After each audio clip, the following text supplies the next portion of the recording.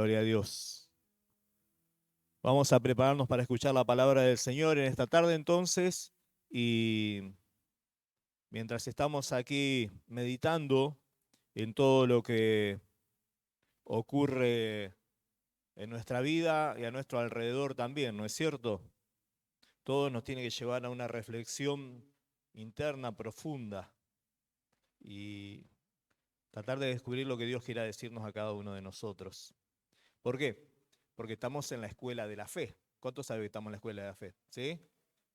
Usted creía que había terminado ya con el secundario todo el martirio, ¿no? Ahora ni Harvard lo va a preparar para la vida como te prepara el Señor en la escuela de la fe, ¿no?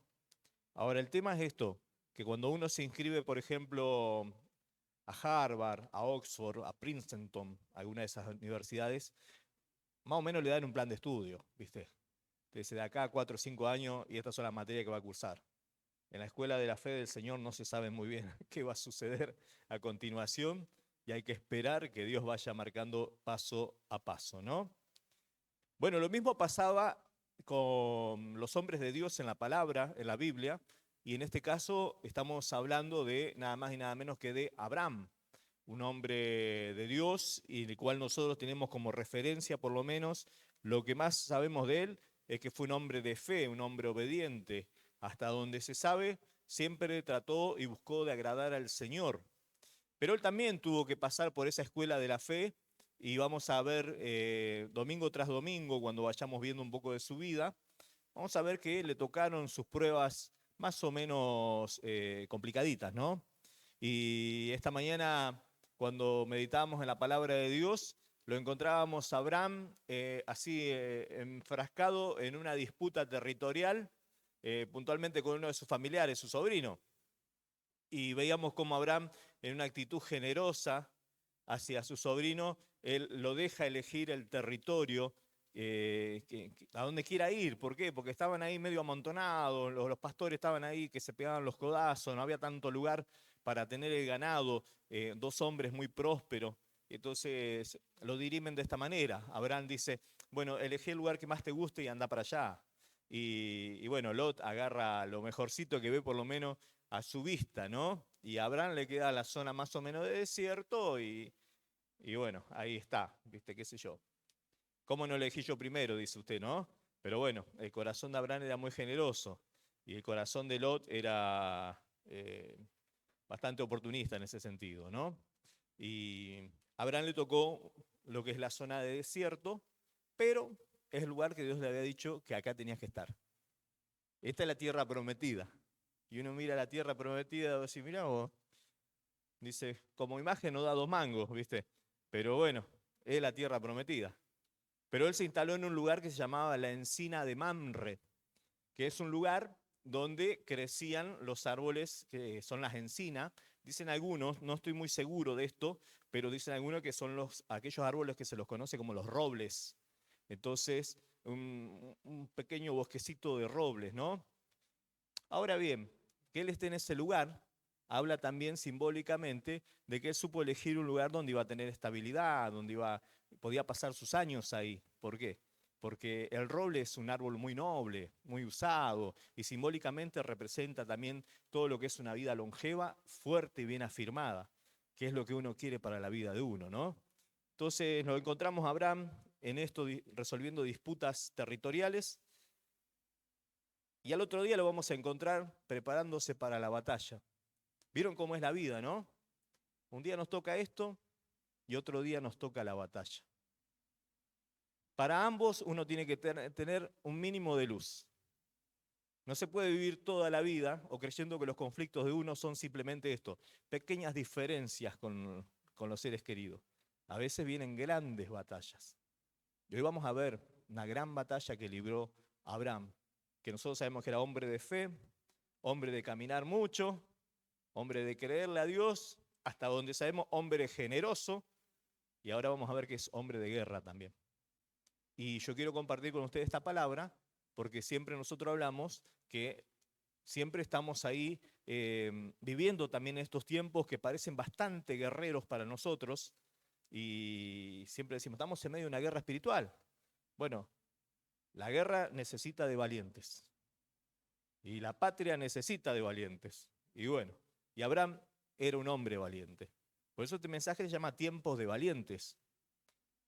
Y, y vamos a buscar inspirarnos en el Señor y en la vida de Abraham. Amén. Vamos a leer, así puedo agarrar y poner segunda y meterle un poco más de onda a esto. Amén. Entonces, madurar no es fácil, mi hermano, pero el Señor quiere que maduremos en todas las áreas de nuestra vida. Amén. Y para madurar hace falta desafíos. Y entonces, si vienen desafíos, es porque se viene una madurez en algún área de tu vida. Amén. Vamos a ver esta historia que vamos a ver en el capítulo 14 de Génesis.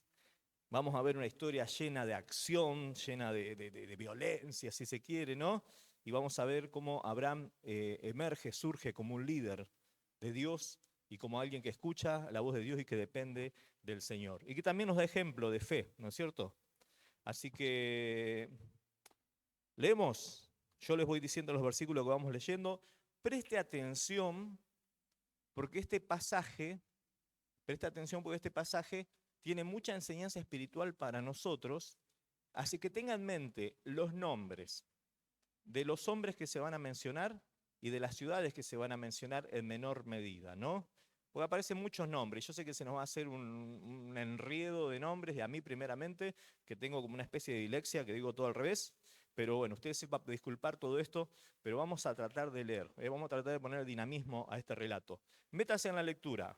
Versículo 1.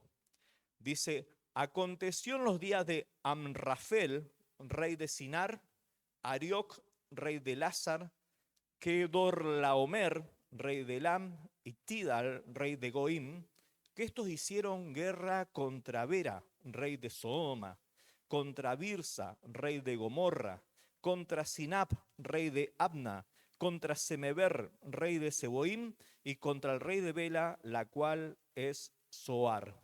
Amén. Todo esto se juntaron en el valle de Sidim, que es el mar salado.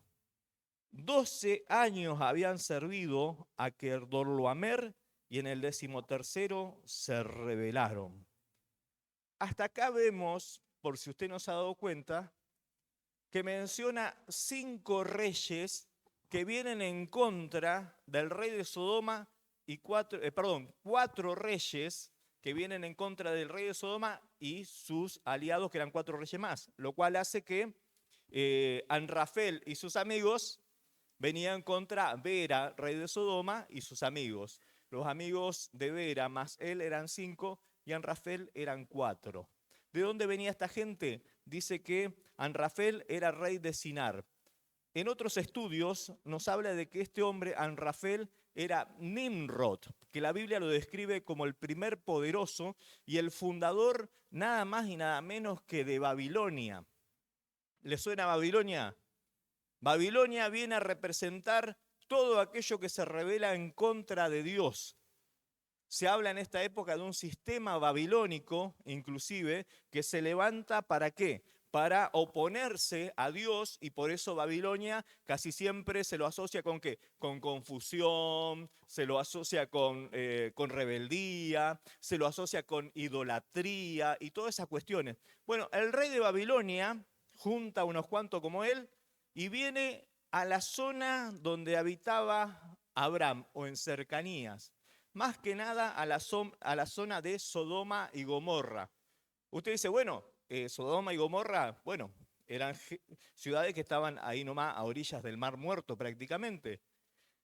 Si usted se acuerda, en el capítulo anterior, cuando Abraham le dice a Lot, vamos a resolver esto pacíficamente, ¿a dónde querés ir vos? Dice que Lot agarra y mira la llanura de Sodoma y le encanta.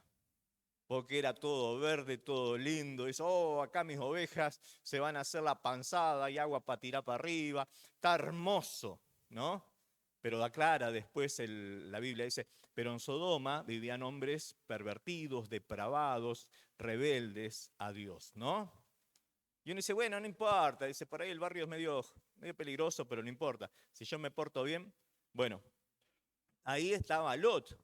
Entonces, en un buen momento se ve que los reyes de Oriente hacen guerra contra estos reyes conocidos de Lot y los someten. Y los someten durante 12 años. ¿Cuál era la manera de someter en esa época de los reyes? Y simplemente imponían su autoridad y les cobraban un tributo, ¿no? Entonces tenían que estar pagando constantemente pesados tributos a estas potencias dominadoras. Esto que nosotros que leemos como una pequeña batalla, para la época en que se vivía, era nada más y nada menos que una guerra en todo sentido. De hecho, es la primera guerra que registra la Biblia. Después vienen otras cuantas más, pero esta es la primera vez que aparece un conflicto armado entre naciones, entre potencias.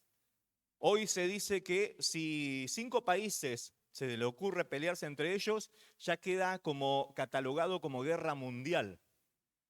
Entonces se necesitan 5 países para que sea declarado guerra mundial. Acá tenemos 5 más 4, 9 países, 9 naciones, porque en esa época las naciones-estado eran pequeñas ciudades, pero cada una tenía su rey, su sistema de gobierno, su dios y todo. O sea que era un conflicto grande.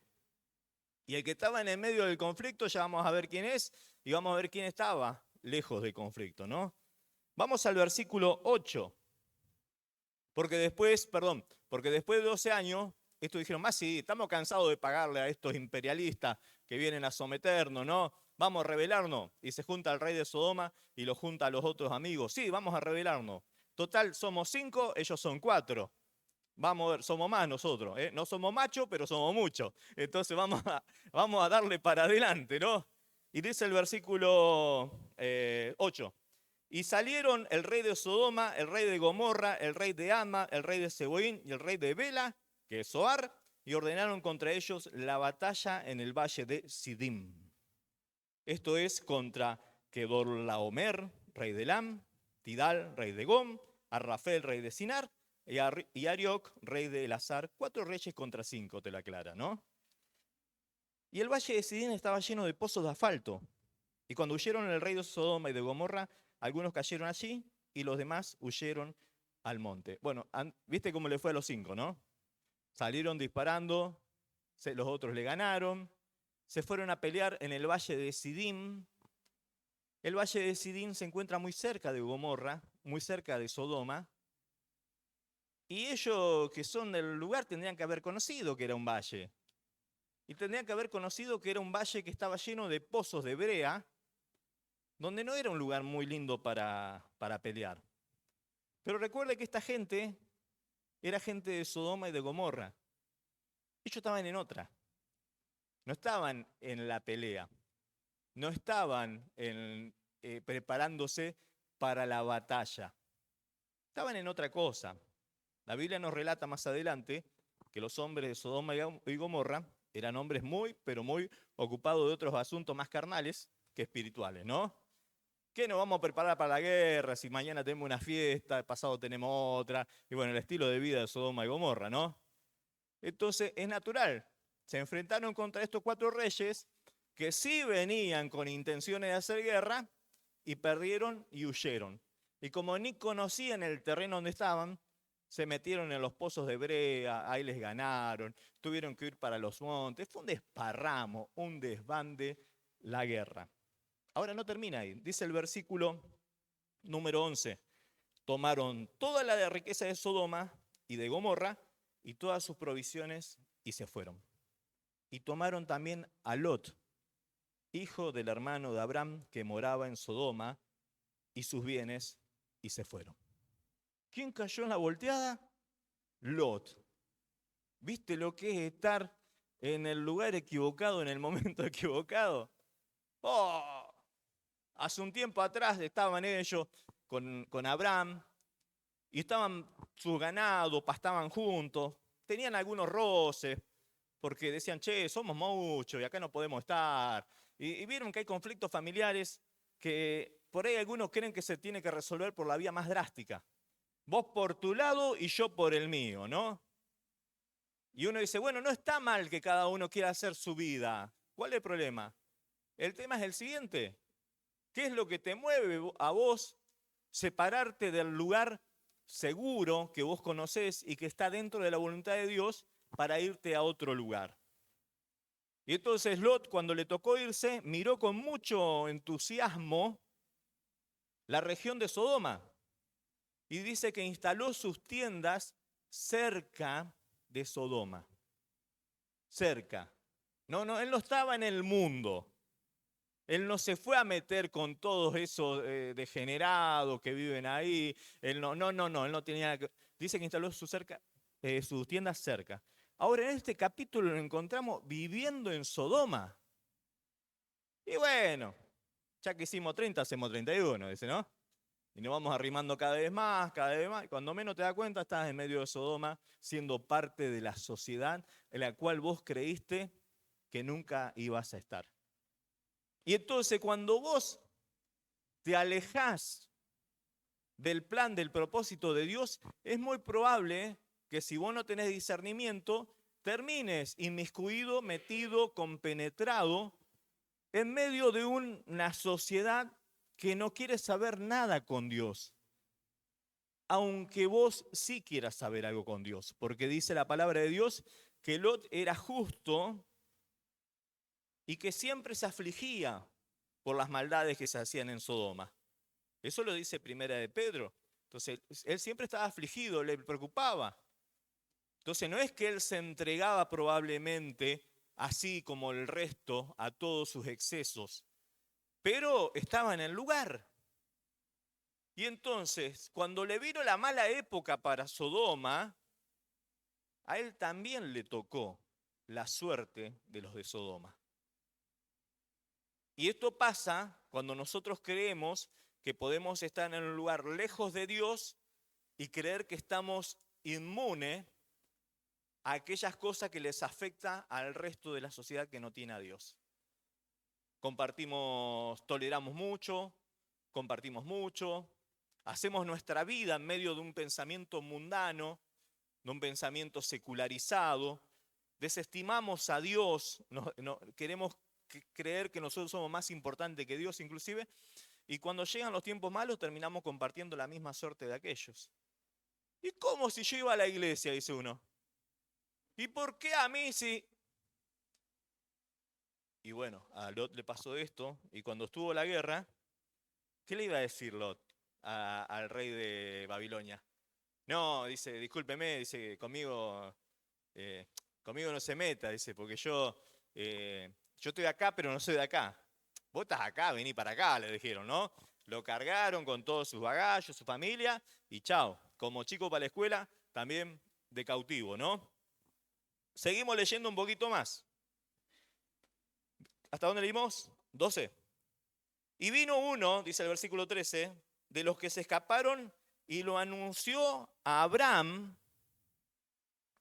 el hebreo, que habitaba en el encinar de Manre, el amorreo, hermano de Escol y hermano de Aner, los cuales eran aliados de Abraham, ¿no? Se escapó uno de la guerra, se escapó uno del conflicto y vino y dice, y le avisó a Abraham el hebreo.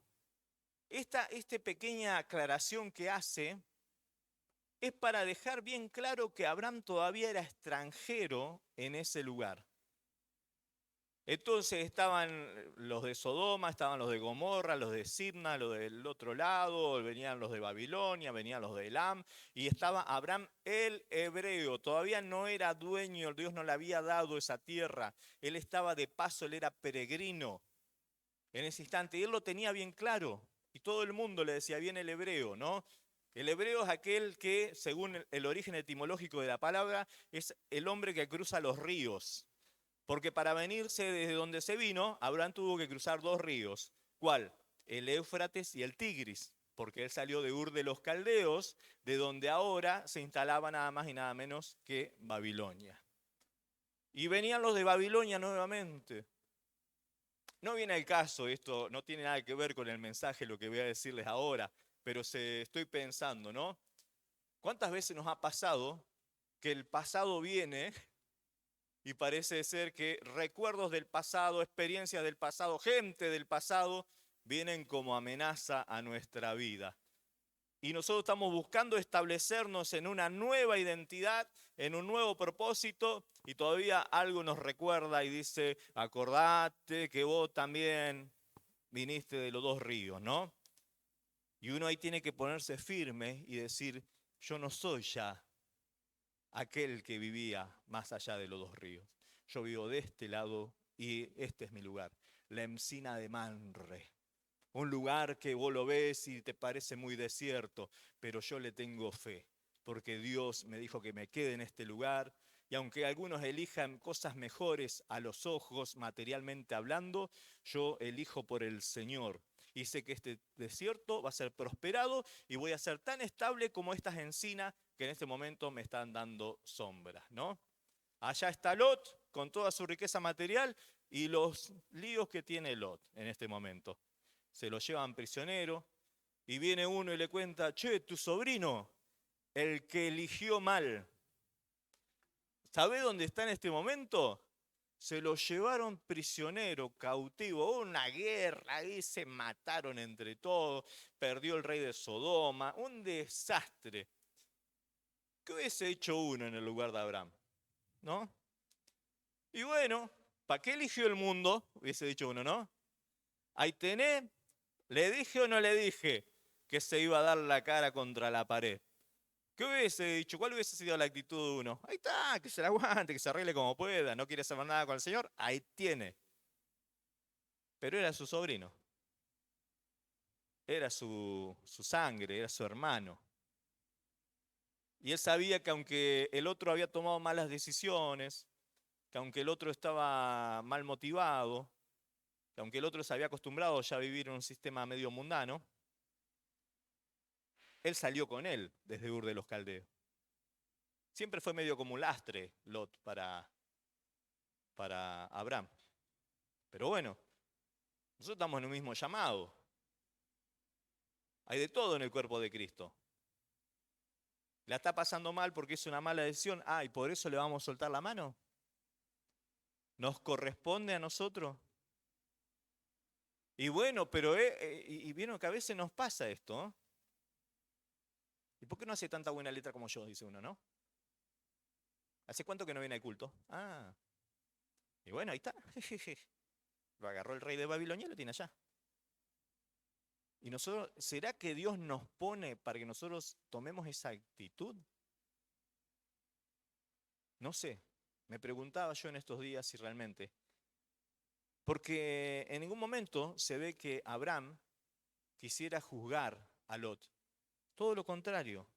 Dice el versículo número 14, y oyó Abraham que su pariente estaba prisionero y armó a sus criados, los nacidos de su casa, 318, y los siguió hasta Dan.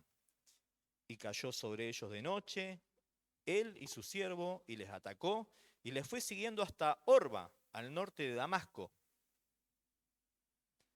Y le recobró todos los bienes, y también a Lot, a sus parientes y a sus bienes, y las mujeres y las demás gentes. ¿Qué hizo Abraham? Tomó una iniciativa y fue y lo rescató a su sobrino. Y recuperó los bienes, recuperó la gente, todo, ¿no? Y acá tenemos la batalla. Abraham como guerrero, y como guerrero victorioso, y como hombre de estrategia. Y entonces nosotros vamos a intentar sacar ahora en los minutos que nos quedan algunas enseñanzas espirituales relacionadas con la situación de Lot y con la actitud de Abraham. Porque todo, le iba a decir repita conmigo, pero mejor no repita nada. Pero todos somos Lot alguna vez. Y todos queremos ser Abraham. Y todos queremos poder llegar a agradar el nombre del Señor. Amén. Entonces, un conflicto armado, una guerra, una situación crítica para Lot, y esto lo mueve, lo impulsa a Abraham a organizar una misión de rescate, rescatando el soldado Lot. Así se llamaba la película que hicieron, ¿no? Entonces, él agarra, reúne sus 318 hombres criados en su casa, preparados, entrenados, y mediante un ataque nocturno va y derrota a este rey que había sido victorioso contra otros 5 reyes más. Entonces él se junta a algunos aliados más que tenía ahí cerca y va y organiza todo esto, ¿no? Dios le había prometido a Abraham bendición y protección, sí. Bueno, era hora de ver en práctica todas esas promesas cumplidas. Entonces, Abraham, como era consciente de que contaba con promesas de parte de Dios, ¿qué hizo? Se movió en fe. ¿Me va entendiendo la idea? Hasta ahí puede resultar medio obvio. Sin embargo, nosotros, pasados los años, tenemos toda la revelación completa plasmada de parte de Dios con todas sus promesas para nosotros. ¿Y cómo nos cuesta movernos en fe? ¿Cómo nos cuesta movernos en fe? Él tenía la palabra del Señor, tenía el llamado y él se aferró de eso. Por eso ante la situación que aparentemente era peligrosa, porque el que vino y le dijo 5 naciones de Oriente, viste cómo son los orientales, vienen de Babilonia, bravísimos, malos, le ganaron al rey de Sodoma y el otro. Y bueno, ya está, no hay más nada que hacer, decía el que le trajo, ¿no? Y Abraham dijo, no, si yo tengo promesas de parte de Dios, y yo tengo que ir a rescatar, tengo que ir a hacer algo confiando en el Señor, ¿no? Ahora bien, hasta ahí más o menos una pequeña explicación bíblica de lo que ocurrió realmente. Y uno dice, para la vida de Abraham le suma esto. Bien, ya está, subió un escalón más en mi grado de admiración a Abraham, ¿no? Entonces había medio derrapado con el asuntito de Egipto y este asunto del faraón, ¿no?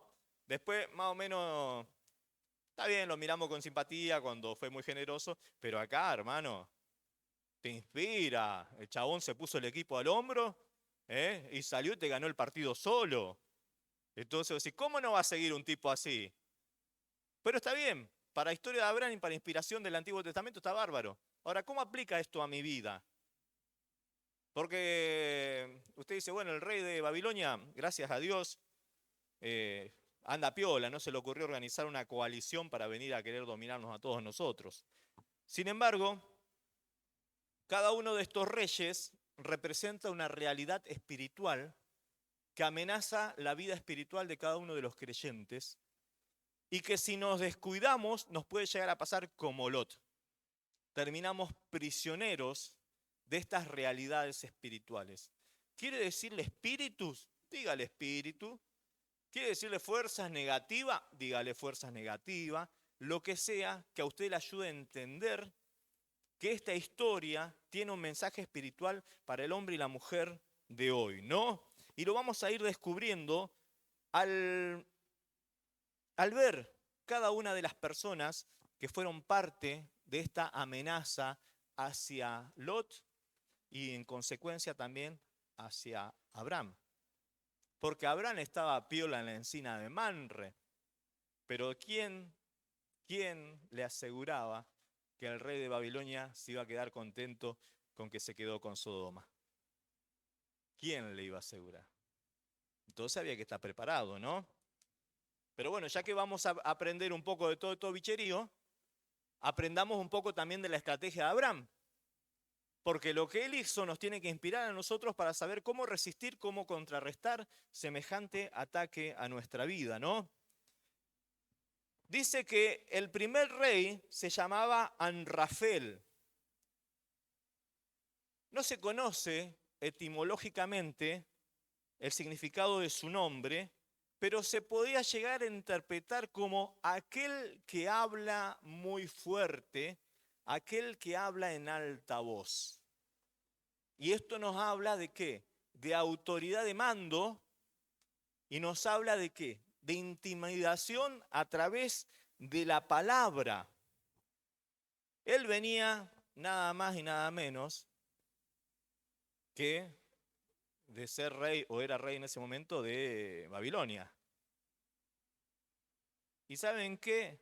Muchas veces, todo este tiempo, estamos siendo amenazados y hostigados por un sistema que a través de mucho, pero mucho discurso, mucho relato, mucha ideología, muchas palabras de confusión, buscan intimidarnos. Entonces Amrafel, el rey de Babilonia, el rey de la confusión, el rey de la idolatría, viene gritando fuerte y diciendo, con mi tono de voz elevado, los voy a hacer achicar, porque vieron que en esta época sí, no nos gusta que nos hablen fuerte. A mí no me suelta el tonito, decimos nosotros, ¿no? Pero el tipo que viene con un vozarrón te intimida, ¿no? ¡Oh! Wow, wow. Viene el milico, ¿no? ¡Atención! Y todos se ponen firmes. Pegó un grito nada. Este venía y aparentemente era muy, pero muy conocido. Su fama estaba fundamentada en esto. Es que con autoridad, obviamente no era autoridad espiritual de Dios, pero con autoridad del enemigo, quería imponer sus maneras de hablar, sus maneras de pensar, su manera de describir todo tipo de situación. Y cuando nosotros nos dejamos de intimidar por las palabras que no vienen de Dios y vienen desde otras bocas, solo porque gritan más fuerte, corremos el riesgo de terminar siendo cautivos de aquellos que nos intimidan solamente con la lengua, solamente con su verborragia, solamente con qué. A ver, a mí no me vas a decir nada. ¿No sabés quién soy yo? Y uno, sí, usted es la persona a la cual le debo, dice uno, ¿no? Entonces, estamos ahí intimidados. Nos gritan, nos dicen que no servimos para nada, nos dicen que nos valemos, nos dicen que no lo lograremos, nos dicen que somos una nación de fracasados y terminamos nosotros cautivos de esa manera de pensar porque estamos creyendo estos relatos, ¿no? Ah, entonces Amrafel no se quedó en esa época antigua. El poder de Nimrod todavía está vigente. Babilonia todavía espiritualmente hablando sigue estando en acción, claro que sí. Si hasta el Apocalipsis habla de que en algún momento va a caer Babilonia, porque dura bastante tiempo, ¿no? Ya no como nación física, pero sí como concepto espiritual negativo. ¿Qué es lo que presenta este mundo como argumentos que nos intimidan y no nos hacen vivir en la victoria que el Señor nos ha dado a través de sus promesas? Quizá usted dice, yo estoy en el centro de la voluntad de Dios, vengo haciendo esto desde siempre y buscando, y siempre escucho fuerte la voz de Dios y gloria a Dios. Y esa es la idea que tenemos que buscar. Ahora, ¿dónde está la clave? Y trato de vivir lo menos que puedo en Sodoma, dice usted. Trato de vivir en el lugar que Dios me puso. Será medio desierto, no tendrá grandes comodidades vistosas como tiene Sodoma, no tiene shopping, no tiene casino, no tiene... pero acá yo escucho la voz de Dios. Ahora, me voy acomodando a este sistema de mundo y es obvio que la voz del enemigo va a empezar a hablar cada vez más fuerte. Dice la palabra de Dios que Amrafel comandó esta coalición para ir en contra de estas naciones cercanas a Abraham. Y él viene a representar de alguna manera el engaño, las mentiras, esas cosas que salen de los labios, ¿no? Las opresiones, ¿a través de qué? De palabras. Tus palabras tienen poder para liberar o para oprimir. Tus palabras tienen poder para atar o desatar. A través de mis palabras yo puedo asestar un golpe mortal o puedo levantar a aquel que está caído también. ¿Se entiende? Entonces, hay algunos que tienen la lengua filosa y otros que, como dice la palabra de Dios, que nuestras palabras sean hechas, dadas con gracia, ¿no? Sazonadas con sal, ¿eh?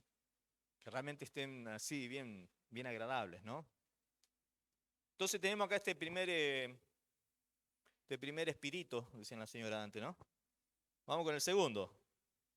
Dice, había uno que se llamaba Arioc, rey de Elazar. El significado del nombre Arioc, ¿sabe cuál es? León feroz. ¿Hace falta que te explique más acerca de cuál es el león rugiente que anda dando vuelta buscando a quién devorar, ¿no? Pero al tipo le decían león feroz.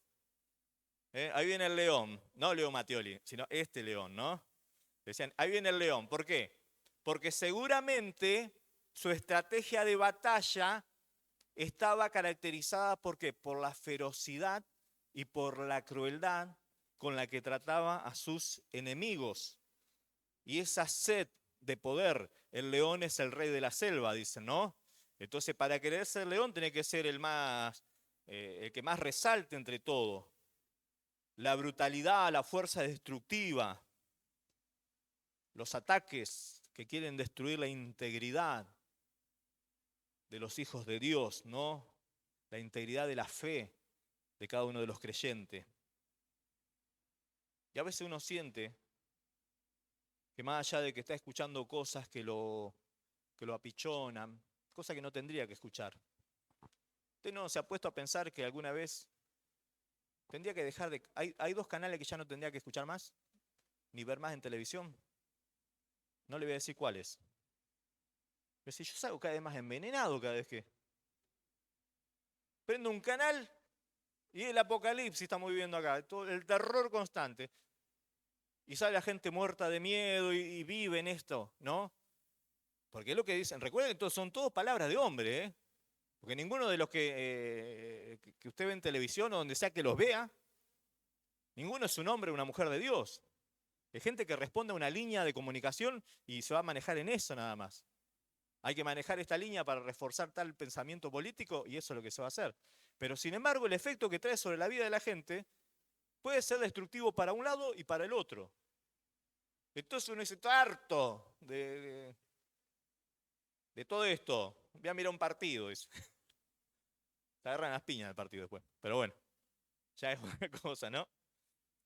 Entonces estamos cansados de aquellos que nos quieren intimidar y nos quieren hacer cautivos de ciertos relatos de la vida que no tienen nada que ver con la vida que Dios nos prometió o nos está enseñando a vivir.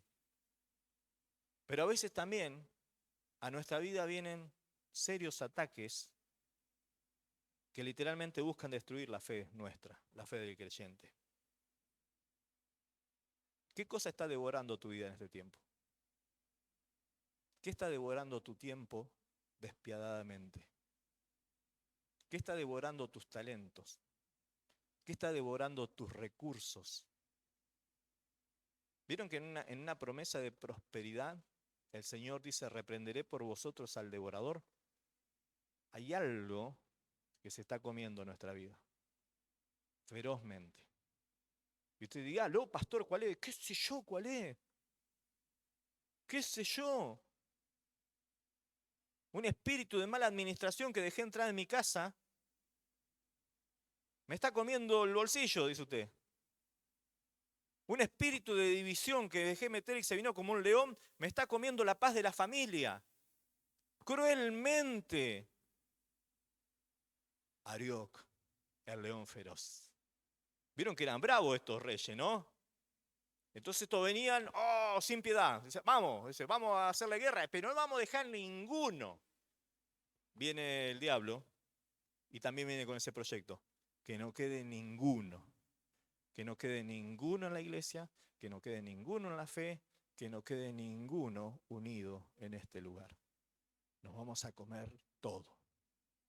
Y entonces se juntan en coalición y tras que estamos cautivos de las mentiras ajenas porque no creemos en las verdades del Señor, terminamos también que se nos filtran, se nos mete por todos lados todo tipo de espíritu que no tiene nada que ver con el Espíritu Santo y que nos termina devorando aquello que hemos recibido de parte de Dios. Empezamos esto con un proyecto en el Señor. Se terminó, no sé cómo, ya no es lo mismo. Mi casa es un campo de batalla. Tiene que cambiar eso. Amén. Por otro lado tenemos a Kedor Laomer. Kedor Laomer. No tiene significado el nombre de este. Solamente dicen que podría llegar a significar destruido por la oscuridad. Dicen algunos estudiosos, destruido por la oscuridad o el poder del miedo. ¿Qué? ¿Que Dorloamer estaba destruido? No, no, no. Su nombre viene a significar lo que dejaba en la vida de los demás. Un poder oscuro que termina destruyendo a través del miedo la vida de los otros. Habrá sido bravo este Kedorlaomer, que te daba miedito escuchar hasta su nombre. Y entonces puede llegar a representar que a través de la distorsión de la verdad, el creyente se engañe y se desvíe del camino correcto. Y acá hay una segunda interpretación de su nombre, que no sé si será pertinente, pero a mí me gustó, porque se asocia mucho a algo de lo que nosotros tenemos que tener cuidado. Y dicen algunos estudiosos que su nombre puede significar eternidad de oprobio.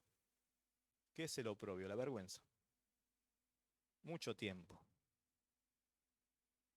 Y esto puede representar nada más y nada menos que el sometimiento de los pueblos vencidos mediante cargas, mediante imposiciones, mediante opresiones durante mucho tiempo.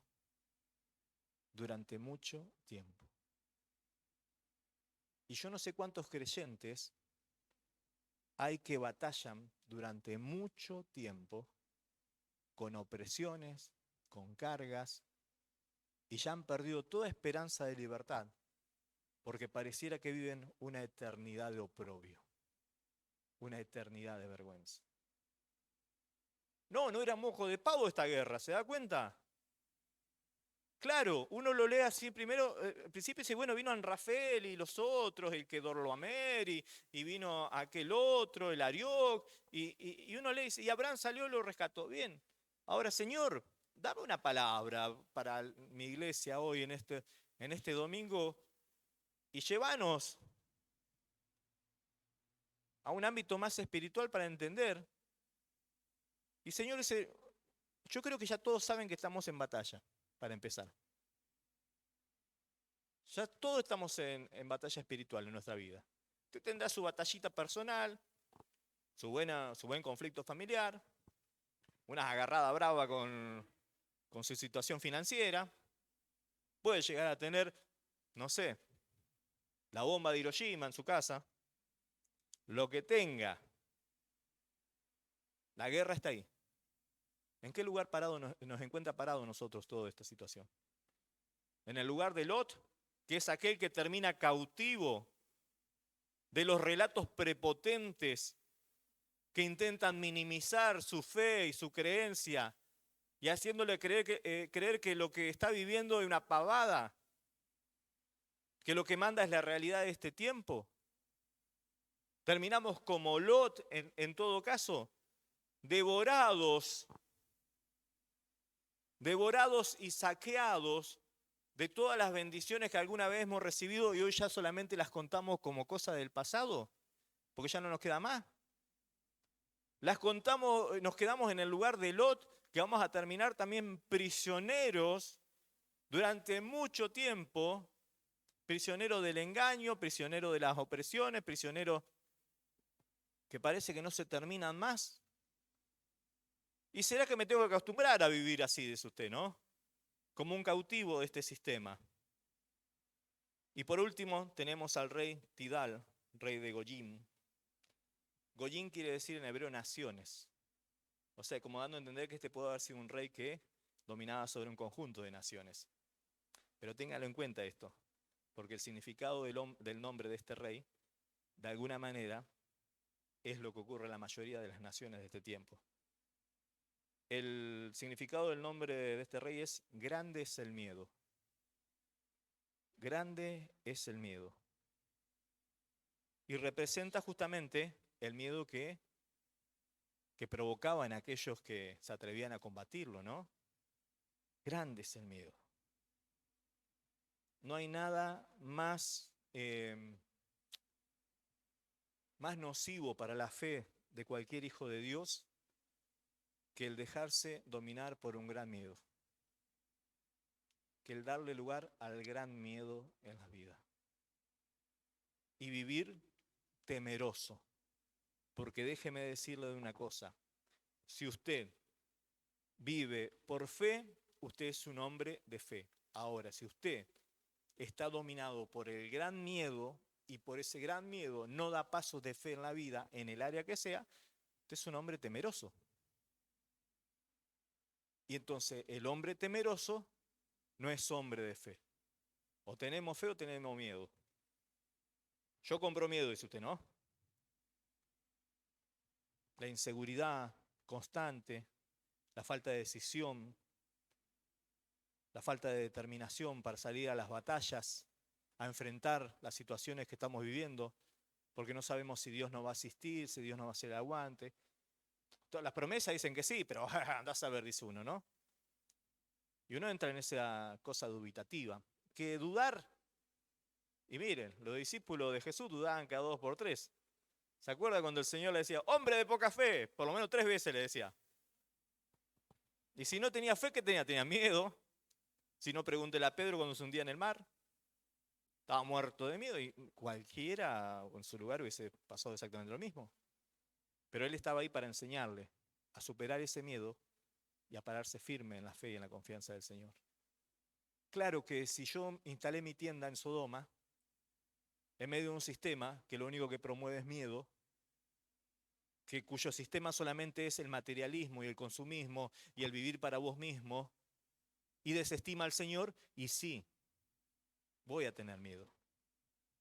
Algún día voy a tener que agarrar, mirar para el lado de la encina de Mamre. No me gusta la encina de Mamre. Será muy linda la promesa de estabilidad, será muy lindo, pero no hay nada para disfrutar en este momento.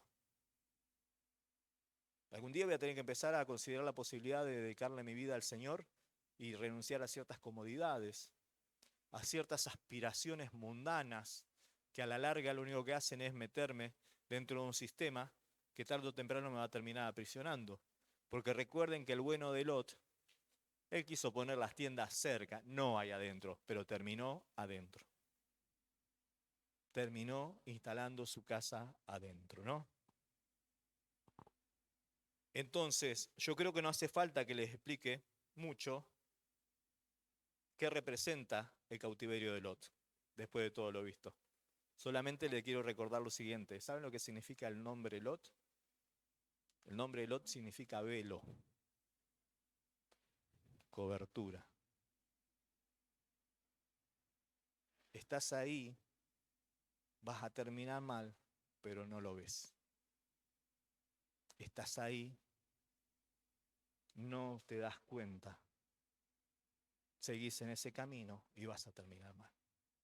Si no tomas acciones, si no tomas medidas, pero claro, yo ya me he convertido en una persona que tiene un velo.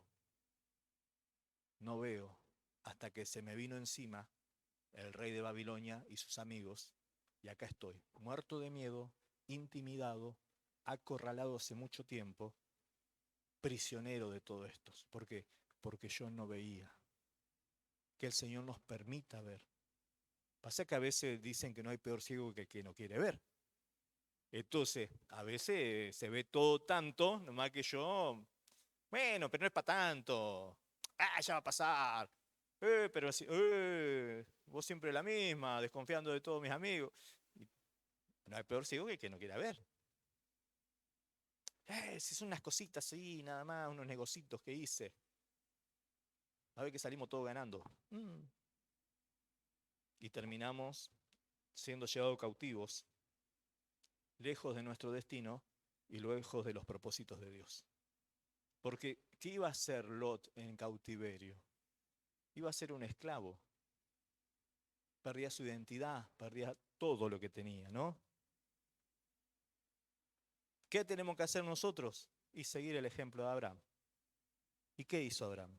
Versículo 14 dice, oyó Abraham que su prisionero estaba, que su pariente estaba prisionero, y armó a sus criados, ¿no? Escuchó y los armó. Escuchó y los armó. Abraham no esperó que la guerra le venga a la casa. Abraham no esperó que el problema le toque la puerta. Si vos ves que la cosa se está poniendo media peluda alrededor y hay amenaza, hay que empezar a sacarse de la cabeza diciendo, bueno, pero es la vida de los demás. Eso le pasa a los otros, allá lejos está la guerra. No, él no esperó que vengan los problemas, los conflictos. Él tomó medidas, tomó iniciativas. ¿Qué vamos a esperar? ¿Que se nos meta la droga en nuestra casa para recién darnos cuenta que hay un problema de droga en la ciudad? ¿No? ¿Qué vamos a esperar?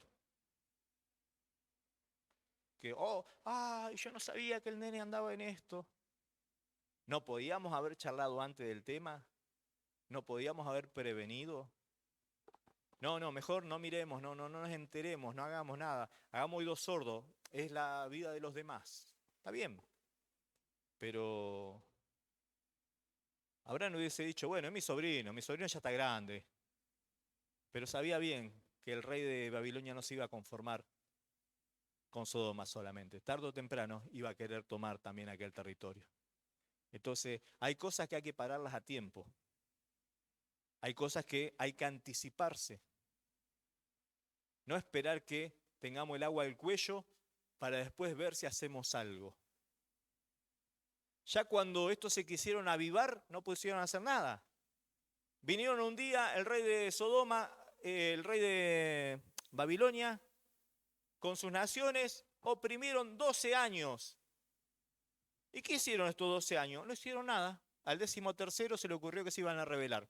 Y así le fue. ¿Qué vamos a esperar? ¿Que tengamos el agua hasta el cuello para recién después querer reaccionar? Yo soy joven ahora. ¿Qué voy a esperar? ¿A ser viejo para darme cuenta que tengo que servir al Señor? ¿O que tengo que tomar medidas? No, sí, bueno, pero mi época ya pasó. Pero no vemos en los ejemplos. Ahora es el momento.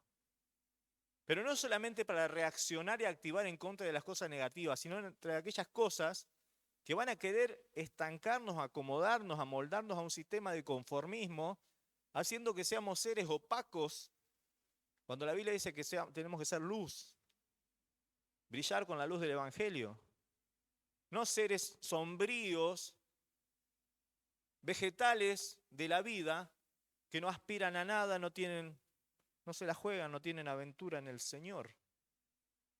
No creen que ellos pueden ser siervos o siervas del Señor.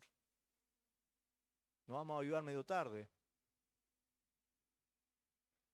Creo que en todos los ámbitos de nuestra salud, de nuestra vida, especialmente en la salud, se nos anima a que seamos proactivos en esto, ¿no?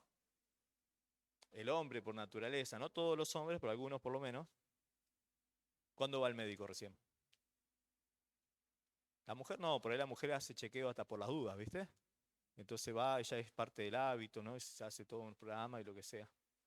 Por ahí los hombres no. Vamos a esperar y nos llegamos y nos enteramos de lo peor.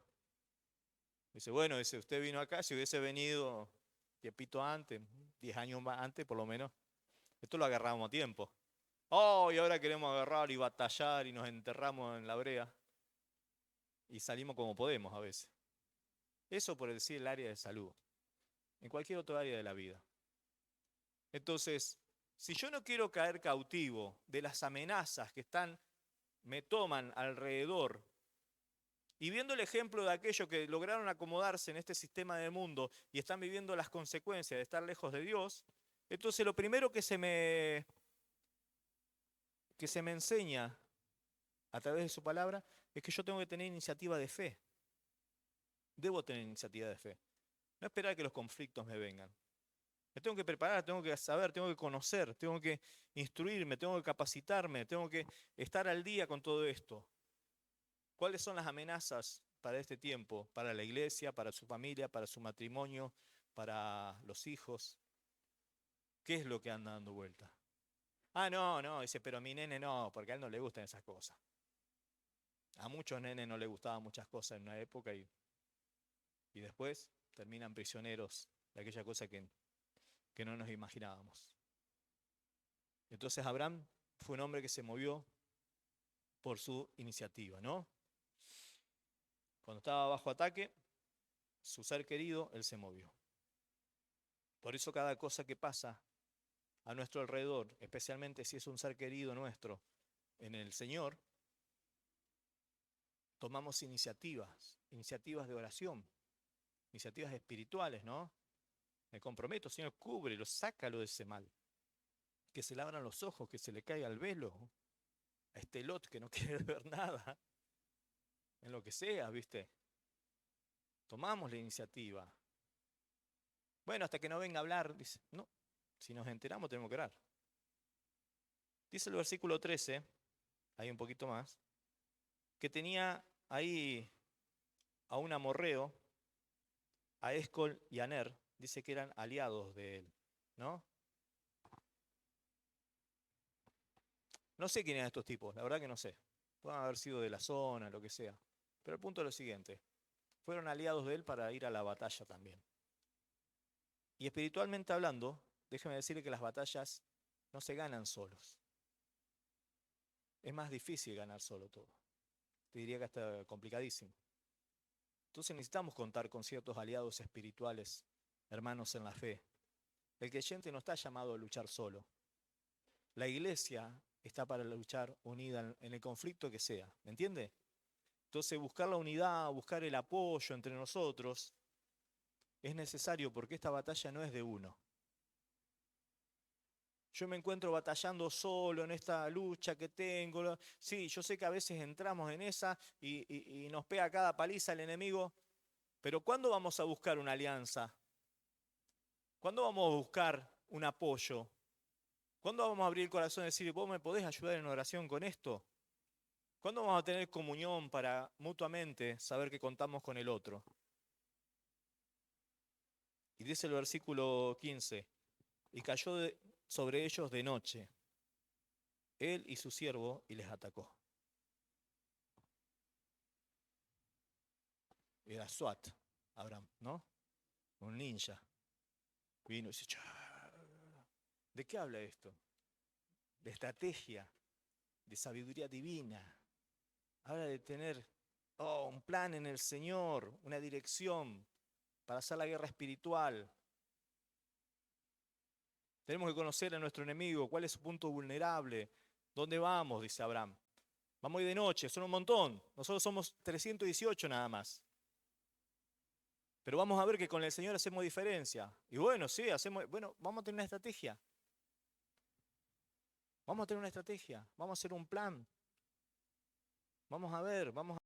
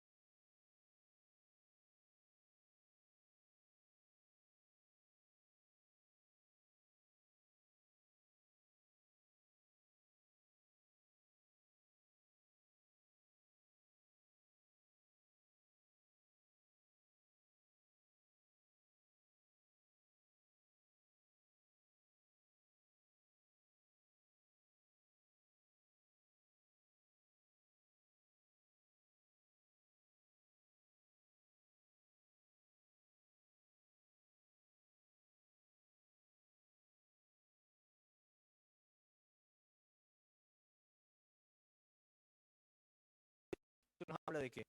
De que cuando uno va a emprender esta batalla, tiene que ir por la recuperación total de la vida.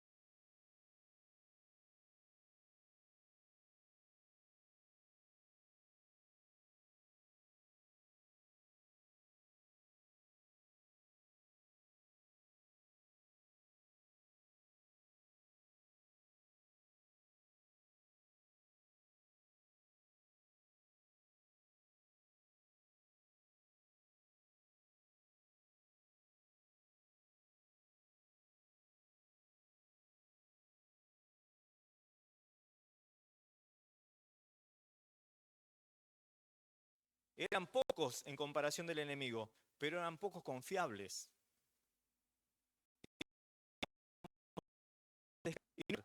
Y no importa la cantidad que seamos nosotros,